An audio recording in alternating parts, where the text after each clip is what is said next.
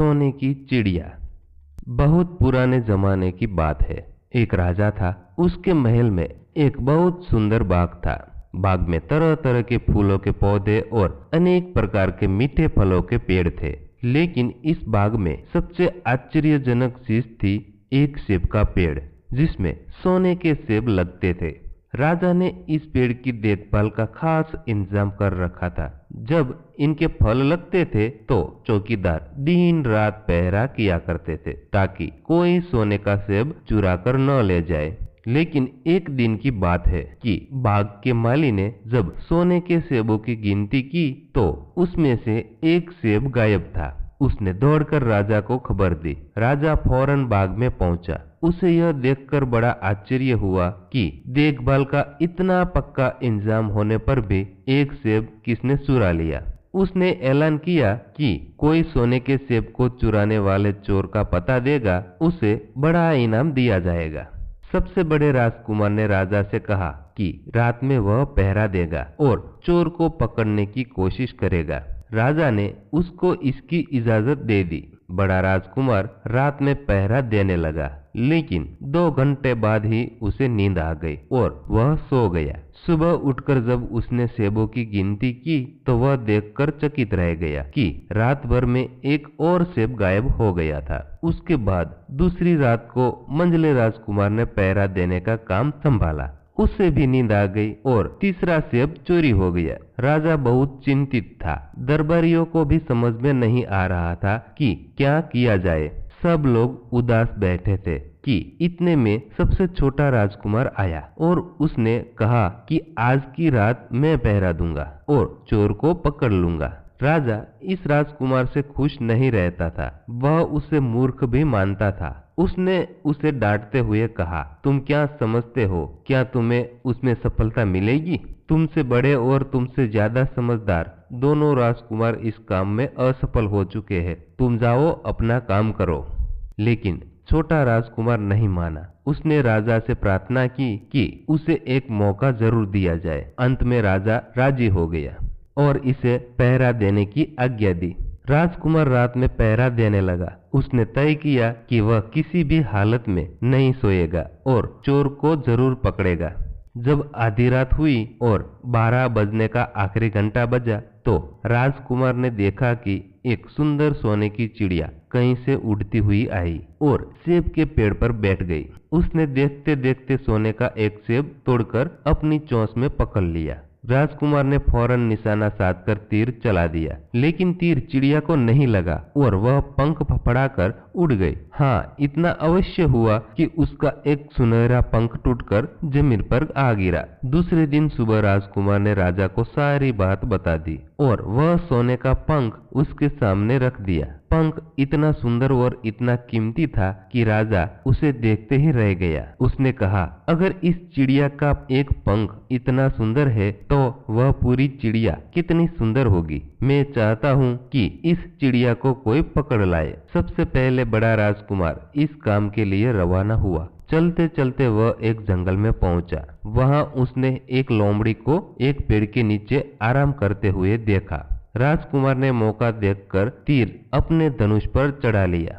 वह तीर छोड़ने ही जा रहा था कि लोमड़ी ने चिल्लाकर कहा, राजकुमार, मुझे मत मारो। मुझे पता है कि तुम सोने की चिड़िया की खोज में निकले हो। तुम मेरी राय मानो तो तुम्हारा काम जल्दी पूरा हो जाएगा। तुम इसी रास्ते में सीधे चले जाओ। शाम होने पर तुम एक गांव में पहुंचोगे। वहां तुम्हें आमने सामने 2 सराय मिलेगी। एक सराय खूब सजी सजाई और सुंदर सी होगी, लेकिन तुम उसमें मत ठहरना।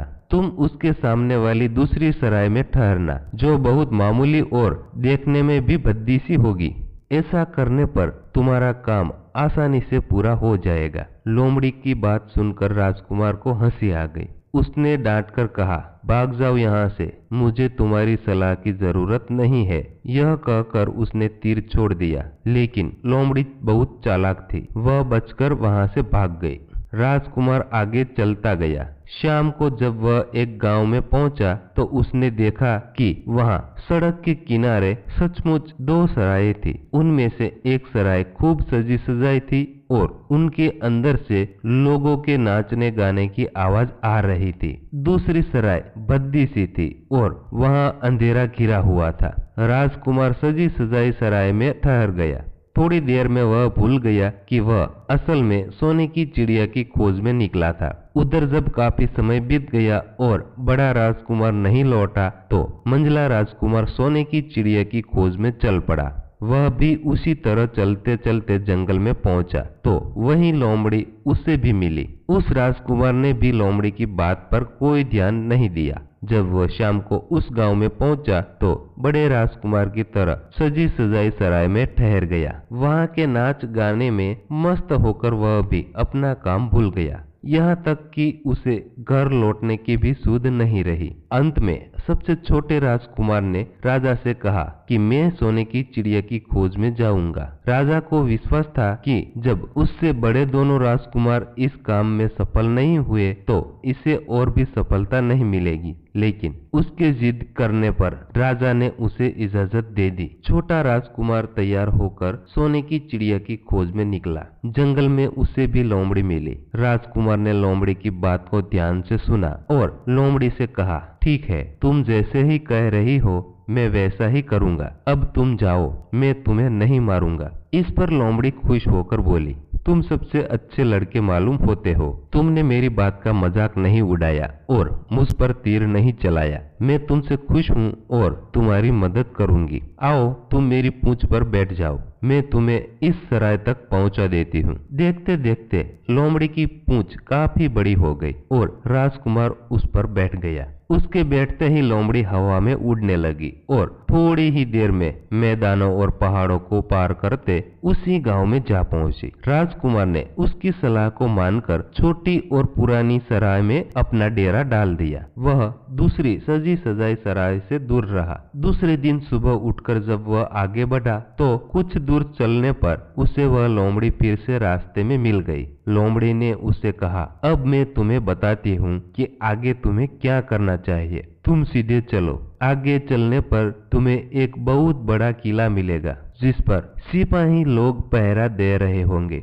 तुम सिपाहियों से डरना मत और सीधे अंदर चले जाना, क्योंकि वे इस समय सो रहे होंगे। तुम बेधड़क होकर किले में कूदते चले जाना और उनके कमरों को पार करते हुए उस जगह पहुंच जाना जहां लकड़ी के एक मामूली से पिंजरे में सोने की चिड़िया बंद है। तुम चिड़िया को पिंजरे सहित उठाकर किले से बाहर ले आना, लेकिन एक बात याद रखना, चिड़िया के पिंजरे के पास एक बहुत सुंदर सा सोने का पिंजरा भी रखा होगा। तुम भूलकर भी चिड़िया को इस सोने के पिंजरे में मत रखना, मगर तुम उसे लकड़ी के पिंजरे से निकालकर सोने के पिंजरे में रखने की कोशिश करोगे तो बाद में पछताओगे। यह कहकर लोमड़ी ने राजकुमार को फिर से अपनी पूंछ पर बिठाया और थोड़ी ही देर में उसको किले के पास पहुंचा दिया। राजकुमार ने किले के पास जाकर देखा कि सचमुच उसके पहरेदार सो रहे थे। वह बिना डरे सीधा महल में घुस गया और थोड़ी ही देर बाद वह उस कमरे में जा पहुंचा जहां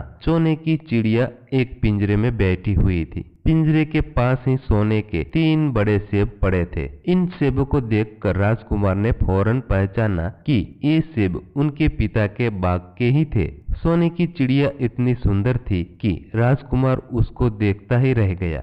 वह उसको उठाकर लाने ही वाला था कि उसकी नजर पास ही पड़े एक सुंदर से बड़े पिंजरे पर पड़ी। वह पिंजरा बहुत सुंदर था और उसमें तरह तरह के कीमती पत्थर जड़े हुए थे। सोने की चिड़िया के लिए वही पिंजरा ठीक मालूम पड़ता था। राजकुमार लोमड़ी की बात को भूल गया और उसने सोने की चिड़िया को लकड़ी के पिंजरे से निकालकर सोने के पिंजरे में बंद कर दिया। लेकिन नए पिंजरे में आते ही चिड़िया ने खूब जोर जोर से शोर मचाना शुरू कर दिया। राजकुमार पिंजरे को उठाकर कमरे से बाहर भी नहीं निकल पाया कि बहुत से सिपाही कमरे में घुस आए और उन्होंने राजकुमार को पकड़ लिया। अब राजकुमार को अपनी भूल का पता चला। उसे याद आया कि लोमड़ी ने उससे क्या कहा था, लेकिन अब क्या हो सकता था। सिपाही उसे खींचते हुए राजा के दरबार में ले गए। राजा के पूछने पर राजकुमार ने सारी बात कह सुनाई। राजा बोला, तुम मेरे महल में चोरी करने के लिए घुसे थे। मैं तुमको माफ नहीं कर सकता, तुम्हें फांसी की सजा दी जाएगी, लेकिन मैं तुम्हें एक मौका देता हूँ। अगर तुम मेरे लिए सोने का घोड़ा ला दो तो मैं न सिर्फ तुम्हें छोड़ दूंगा बल्कि सोने की चिड़िया भी तुमको दे दूंगा। राजकुमार को अपनी जान बचाने के लिए राजा की शर्त माननी पड़ी। अब वह सोने के घोड़े की तलाश में निकला। किले के बाहर जाने पर उसने देखा कि लोमड़ी उसका इंतजार कर रही है। उसने लोमड़ी को सारी बातें बताई। लोमड़ी ने निराश होते हुए कहा, मैं अब तुम्हारी कोई मदद नहीं करूंगी। तुम मेरे कहने के अनुसार नहीं किया। मैंने जिस तरह से कहा था, अगर तुम उस तरह से काम करते तो इस मुसीबत में नहीं फंसते और सोने की चिड़िया तुम्हें मिल जाती। राजकुमार बोला, इस बार मुझे माफ कर दो, मुझसे गलती हो गई। मेरा काम तुम्हारी सहायता के बिना नहीं चलेगा। मुझे राजा ने सोने का घोड़ा लाने के लिए कहा है, वरना वह मुझे फांसी पर चढ़ा देगा। लोमड़ी ने कहा, खैर मैं तुम्हें माफ करती हूँ। अब तुम ऐसा करो कि मेरी पूंछ पर बैठकर सीधे चले चलो। कुछ दूर जाने पर तुम्हें एक दूसरा किला मिलेगा। उसी किले में घुड़साल में तुम्हें सोने का घोड़ा बंधा हुआ मिलेगा। महल के नौकर चाकर सब सो रहे होंगे। तुम चुपचाप जाना और घोड़े को खोल लेना, लेकिन एक बात याद रखना, वहाँ घोड़े के पास ही घोड़े पर कसने के लिए 2 जीनें रखी होगी। उसमें से तो एक पुराने चमड़े की जीन होगी और दूसरी सोने की जीन होगी। तुम सोने की जीन को छूना भी मत और उस घोड़े पर पुरानी चमड़े की जीन को कसकर सवार हो जाना और उसे दौड़ाते हुए किले से बाहर चले आना। राजकुमार ने वादा किया कि वह ठीक ठीक वैसा ही करेगा। लोमड़ी ने उसको अपनी पूंछ पर बैठाया और कुछ ही देर में वह उसे लेकर किले के पास पहुंच गई। किले के पास पहुंचते ही लोमड़ी ने उसे नीचे उतारा और फिर वहां से चली गई। राजकुमार सीधा फाटक से किले में घुस गया। अंदर जाकर उसने देखा कि वहां सभी नौकर चाकर सोए हुए थे। थोड़ी ही देर में वह किले की घुड़साल में जा पहुंचा। वहां एक बहुत सुंदर सुनहरा घोड़ा बंधा हुआ था। राजकुमार ने पास जाकर देखा कि वह घोड़ा सचमुच सोने का था। ऐसा सुंदर घोड़ा उसने सपने में भी नहीं देखा था। उसने आगे बढ़कर घोड़े को खोल लिया। जब वह बाहर निकलने ही लगा था तो उसकी नजर एक कोने में पड़ी हुई सोने की जीन पर गई। यह जीन बहुत सुंदर थी और इसमें हीरे मोती जड़े हुए थे। उसके पास ही एक फटी पुरानी चमड़े की जीन भी पड़ी थी, लेकिन इतने सुंदर घोड़े पर पुराने चमड़े की जीन कसना राजकुमार को अच्छा नहीं लगा। उसने सोने की जीन उठा ली और घोड़े पर कसना शुरू किया। इतने में घोड़ा जोर से हिनहिना उठा। किले के नौकर चाकर जाग गए। थोड़ी ही देर में राजकुमार को पकड़ लिया गया। राजकुमार को सिपाहियों ने हाथ बांधकर अपने राजा के सामने पेश किया। राजा ने सारी बातें सुनकर कहा, तुमने मेरे घोड़े को चुराने की कोशिश की है, इसलिए तुम्हें फांसी की सजा दी जाएगी। लेकिन अगर तुम मेरा एक काम कर दो तो मैं तुम्हें छोड़ सकता हूँ। यहाँ से कुछ ही दूर एक सोने का महल है और इसमें बहुत सुंदर राजकुमारी रहती है। अगर तुम अपनी जान बचाना चाहते हो तो उस राजकुमारी को मेरे पास ले आओ। तुम्हें इनाम में यह सोने का घोड़ा दे दूंगा। बेचारा राजकुमार वह फिर से एक नई मुसीबत में फंस गया। उसे मजबूर होकर राजा की शर्त माननी पड़ी। अब वह सोने के महल की खोज में निकला। कुछ दूर चलने पर फिर से उसे वह लोमड़ी मिल गई। पता नहीं कैसे लोमड़ी को सारी बातें मालूम हो गई थी। वह बोली, देखो तुमने इस बार भी मेरी बात नहीं मानी। मेरी बात मान जाते तो यह नई मुसीबत तुम्हारे गले में नहीं पड़ती। खैर मुझे तुम पर दया आ रही है, मैं तुम्हारी मदद करूंगी। चलो मैं तुमको सोने के महल के पास पहुंचा देती हूँ। तुम महल के बाहर ही कहीं पीछे छिप रहना। जब उसमें से शाम को राजकुमारी तालाब में नहाने के लिए बाहर आए तो तुम आगे बढ़कर उसका हाथ पकड़ लेना। जैसे ही तुम उसको छुओगे राजकुमारी तुम्हारे साथ आने के लिए राजी हो जाएगी। लेकिन एक बात याद रखना, तुम उसको वहां से अपने साथ ले आना। उसे वापस महल में मत जाने देना। वह तुमसे कहेगी कि मैं अभी अपने माता पिता से मिलकर आती हूँ, लेकिन तुम उसकी बातों में मत आना, वरना फिर मुसीबत में फंस जाओगे। यह कहकर लोमड़ी ने फिर से अपनी पूंछ फैला दी और राजकुमार उस पर बैठ गया। देखते ही देखते लोमड़ी हवा में उड़ती हुई कुछ देर बाद सोने के महल के पास पहुंच गई। महल के पास पहुंचते ही राजकुमार एक पेड़ की आड़ में छिपकर बैठ गया। शाम को जब राजकुमारी नहाने के लिए किले से बाहर आई तो राजकुमार ने हिम्मत करके आगे बढ़कर उसका हाथ पकड़ लिया। उसके छूते ही राजकुमारी ने उसके साथ चलने के लिए तैयार हो गई। वह बोली, राजकुमार, तुम मुझे जहाँ भी ले जाना चाहोगे मैं तुम्हारे साथ चलूंगी, लेकिन मुझे थोड़ी देर के लिए अपने माता पिता से मिलने दो। राजकुमार ने कहा, नहीं, यह नहीं होगा, तुम्हें तुरंत मेरे साथ चलना पड़ेगा। लेकिन राजकुमारी रोने लगी। इतनी सुंदर राजकुमारी को रोते देखकर राजकुमार का मन पिघल गया। अंत में वह राजी हो गया और बोला, जाओ, थोड़ी देर के लिए माता पिता से मिलाओ, लेकिन फिर तुरंत बाहर चली आना। लेकिन राजकुमारी ने जैसे ही किले में पैर रखा, किले के पहरेदार जाग गए और उन्होंने राजकुमार को पकड़ लिया। राजकुमार बहुत पछताया, लेकिन अब क्या हो सकता था। सिपाहियों ने उसे अपने राजा के सामने पेश किया। राजा बहुत निराश था।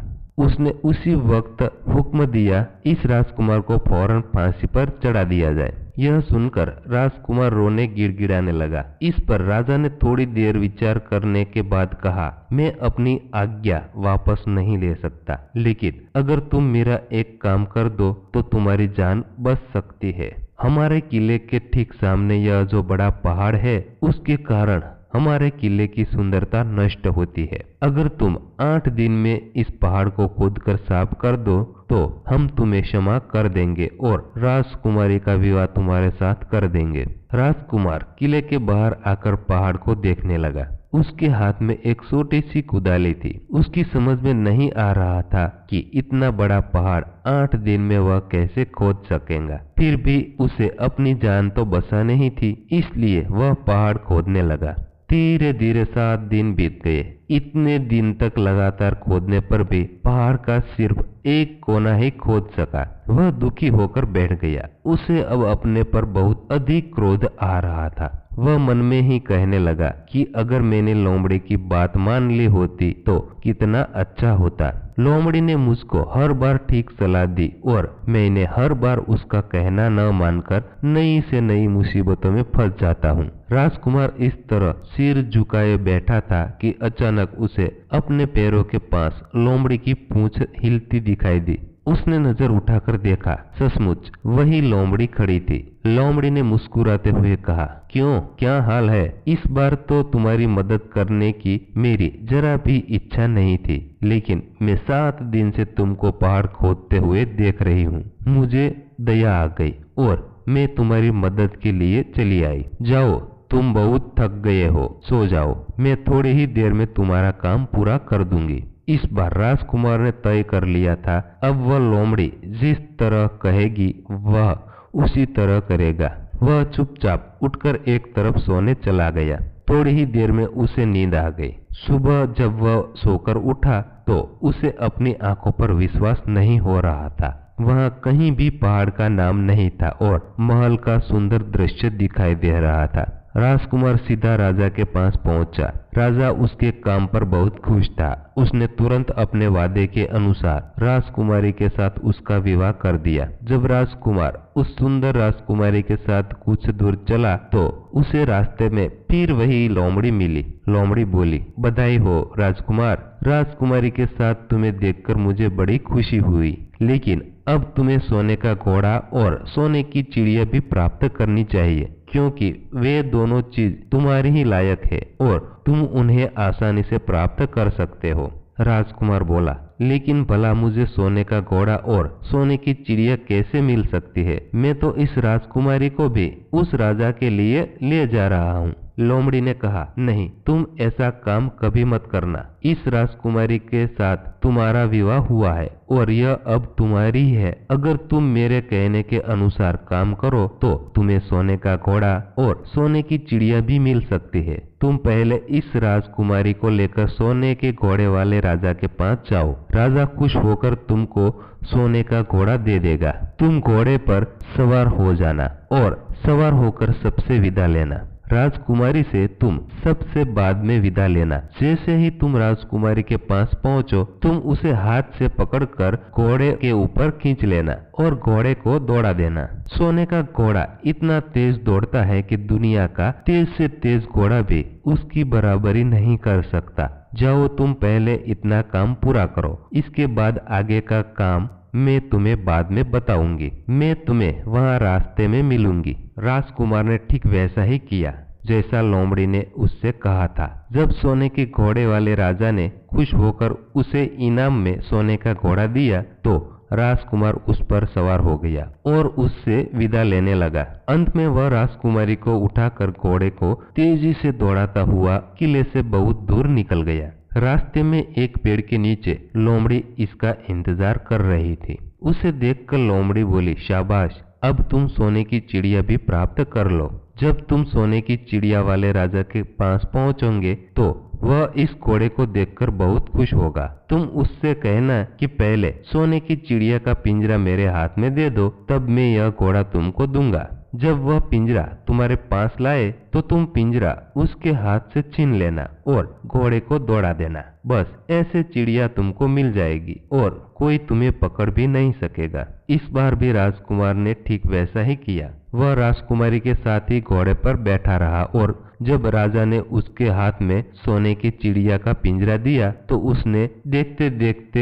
एड़ मार दी और सोने का घोड़ा हवा से बात करने लगा। कुछ दूर चलने पर लोमड़ी उसे मिली। राजकुमार ने उससे कहा, तुमने मेरी बड़ी मदद की है। तुम्हारी वजह से मुझे न सिर्फ सोने की चिड़िया मिली बल्कि सोने का घोड़ा और इतनी सुंदर राजकुमारी भी मिल गई। बताओ, मैं तुमको क्या इनाम दूं? मैं तुमको कुछ न कुछ जरूर देना चाहता हूँ। लोमड़ी ने कहा, अगर तुम खुश हो तो मेरा एक काम कर दो। तुम एक तीर चलाकर मुझे मार दो। इस समय तुम यही सबसे बड़ा काम मेरे लिए कर सकते हो। राजकुमार ने कहा, भला यह कैसे हो सकता है? तुमने मेरी इतनी मदद की और मैं बदले में तुम्हें मार दूं? मुझसे यह नहीं होगा। यह सुनकर लोमड़ी बहुत दुखी हुई और बोली, अगर तुम मेरा यह काम नहीं कर सकते तो फिर ठीक है, जाओ। लेकिन मैं तुम्हारी भलाई के लिए ही कह रही हूँ कि तुम दो बातों को जरूर याद रखना। एक, कि तुम किसी कुएं की दीवार पर मत बैठना और दूसरे, तुम ऐसे लोगों के लिए धन मत खर्चना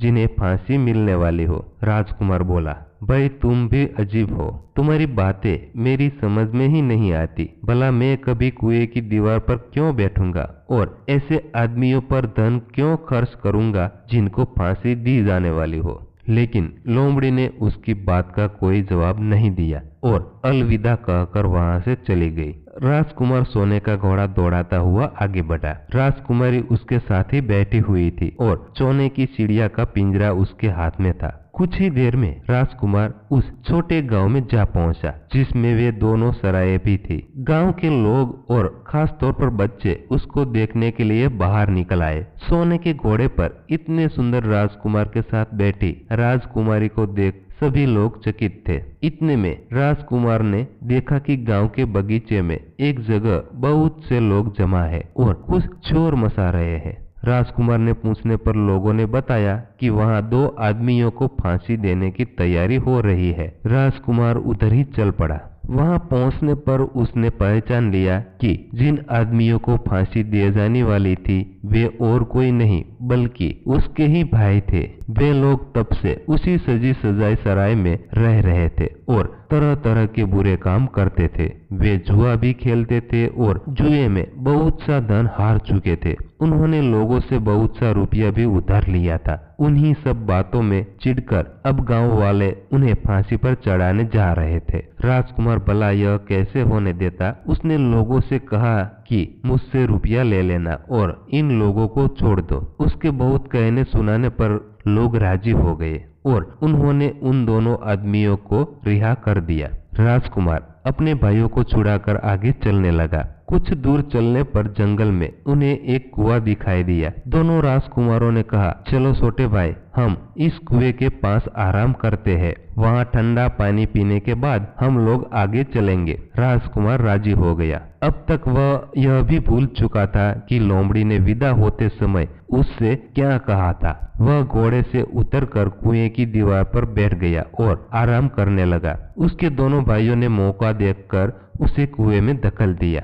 उसके बाद उन्होंने घोड़े पर राजकुमारी को डाला और सोने की चिड़िया का पिंजरा उठाया और वहां से चलते बने। कुछ ही देर में वे लोग अपने राज्य में लौट आए। घर लौटकर उन्होंने राजा से कहा, हम लोग सोने की चिड़िया को पकड़ लाए हैं। इसी चिड़िया ने हमारे बाग में से सोने के सेब चुराए थे। उसके साथ ही हम यह सोने का घोड़ा और राजकुमारी भी लाए हैं। राजा बहुत खुश हुआ। सारे राज्य के लोग खुशियां मनाने लगे, लेकिन राजकुमारी खुश नहीं थी। वह बराबर रोती रहती थी। उसने खाना पीना छोड़ दिया। यही नहीं, घोड़े ने भी दाना पानी बंद कर दिया और सोने की चिड़िया भी उदास रहने लगी। राजा ने बहुत कोशिश की, लेकिन न तो वह राजकुमारी खुश हुई और न सोने के घोड़े और सोने की चिड़िया ने दाना खाना शुरू किया। उधर छोटा राजकुमार कुएं में गिर गया था, लेकिन वह मरा नहीं। कुआं बहुत गहरा था, लेकिन उसमें पानी बहुत थोड़ा था। वह कुएं में बैठा बैठा अपने भाग्य को कोसता रहा। अब उसे फिर उसी लोमड़ी की याद आई और वह पछताने लगा कि अगर मैंने उसका कहना मान लिया होता तो मुसीबत में न फंसता। राजकुमार ने जैसे ही लोमड़ी को याद किया, लोमड़ी कुएं के मुंह पर आ पहुंची और बोली, देखो राजकुमार, मैंने पहले ही तुम्हें समझाया था कि किसी कुएं की दीवार पर मत बैठना और ऐसे आदमियों की मदद मत करना जिन्हें फांसी दी जाने वाली हो, लेकिन तुम नहीं माने। खैर चलो, अब आखिरी बार मैं फिर तुम्हारी मदद कर देती हूँ। लो, मेरी पूंछ पकड़कर कुएं से बाहर निकल आओ। यह कहकर लोमड़ी ने अपनी पूंछ कुएं में लटका दी। देखते ही देखते पूंछ इतनी लंबी हो गई कि कुएं के पेंदों में पड़े राजकुमार के पास पहुंच गई। राजकुमार ने उसे पकड़कर कुएं से बाहर निकल आया। लोमड़ी ने उससे कहा, जाओ, अब तुम अपने घर जाओ, लेकिन जरा होशियार रहना। तुम्हारे भाई तुम्हारी जान के दुश्मन है। वे लोग जरूर तुमको ढूंढ रहे होंगे। राजकुमार घर की ओर चल पड़ा। अपने राज में पहुंचने पर उसे एक भिखारी मिला। भिखारी को उसने अपने सुंदर कपड़े दान में दे दिए और उनके भद्दे पुराने कपड़े पहन लिए। इस तरह भेष बदलकर वह अपने किले में पहुंचा।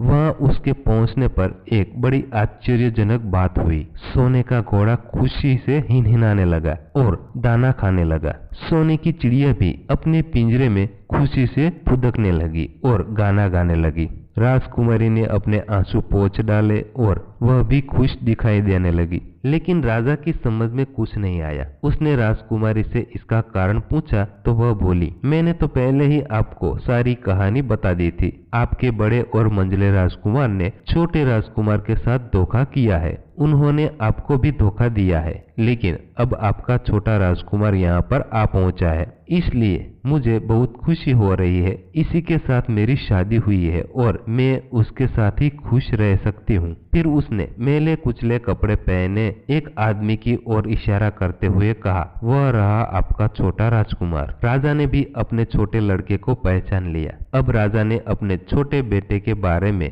अपने विचार बदल दिए। अब वह उसको बहुत समझदार और बहादुर मानने लगा और उससे बहुत अधिक प्यार करने लगा। उसने उसको राजगद्दी पर बिठाने का निश्चय किया। बड़े और मंझले राजकुमार ने अपने छोटे भाई को ही धोखा नहीं दिया, बल्कि राजा को भी धोखा दिया था। इससे राजा उनसे बहुत नाराज था। उसने उन दोनों को अपने राज्य से निकाल दिया। उसके बाद बड़ी धूमधाम के साथ राजकुमारी के साथ राजकुमार का विवाह हुआ और दोनों खुशी से रहने लगे। लेकिन राजकुमार उस लोमड़ी को नहीं भूला था जिसने उसकी सहायता की थी। एक दिन समय निकालकर वह जंगल में उस लोमड़ी की खोज में निकल पड़ा। बहुत ढूंढने के बाद एक पेड़ के बखोल में उसने उस लोमड़ी को चुपचाप बैठे हुए देखा। लोमड़ी बहुत उदास थी और पहले से बहुत ज्यादा दुबली पतली हो गई थी। राजकुमार को देखते ही लोमड़ी ने उसे पहचान लिया और कहा, ओह कहो राजकुमार, आज इधर कैसे भूल पड़े। राजकुमार ने कहा, मैं आज तुम्हें ही ढूंढने के लिए आया हूँ। चलो मेरे बाग में आराम से रहना, वहाँ तुम्हें किसी तरह की तकलीफ नहीं होगी। यहाँ तो जंगल में तुम्हें खाने पीने की तकलीफ हो रही होगी और जंगली जानवरों और शिकारियों का डर बना रहता होगा। लोमड़ी ने कहा, नहीं राजकुमार, मैं यहाँ ठीक हूँ और भला अब तुम्हें मेरे दुख से क्या लेना देना। तुम्हारा काम निकल गया, अब तुम सुखी से अपने राज में रहो। राजकुमार बोला, नहीं, तुमने मेरा बड़ा उपकार किया है, मैं तुम्हें इनाम देना चाहता हूँ और अपने साथ ही रखना चाहता हूँ। राजकुमारी भी बहुत खुश होगी, वह भी तुमसे मिलना चाहती है। लोमड़ी बोली, अगर तुम सचमुच मुझे इनाम देना चाहते हो तो मेरा एक काम कर दो। मैंने तुमसे पहले भी कहा था कि तुम तीर चलाकर मुझे मार दो, इसी से मेरा लाभ होगा। असल में एक जादूगर ने मुझ पर जादू कर रखा है, मैं लोमड़ी नहीं हूँ, मुझे उसके जादू के प्रभाव से लोमड़ी के रूप में रहना पड़ रहा है। मैं तो उसी देश का राजकुमार हूँ जहाँ की राजकुमारी से तुम्हारा विवाह हुआ है। असल में वह राजकुमारी मेरी छोटी बहन है। अगर तुम तीर चलाकर मुझे मार दोगे तो इस जादू से मुझे मुक्ति मिल जाएगी और मैं फिर अपने देश लौट सकूंगा। राजकुमार को यह सुनकर बड़ा आश्चर्य हुआ। उसने फौरन अपने धनुष पर तीर चढ़ाया और लोमड़ी की ओर छोड़ दिया। तीर के लगते ही लोमड़ी मर गए और उसमें से एक सुंदर सा राजकुमार निकल आया। फिर दोनों राजकुमार आपस में गले मिले। इसके बाद दोनों राजकुमार वापस महल में लौट आए। वहाँ राजकुमारी अपने भाई से मिलकर बहुत खुश हुई। तो दोस्तों, अगर आपको यह कहानी अच्छी लगी है तो प्लीज वीडियो को लाइक और शेयर जरूर कर देना।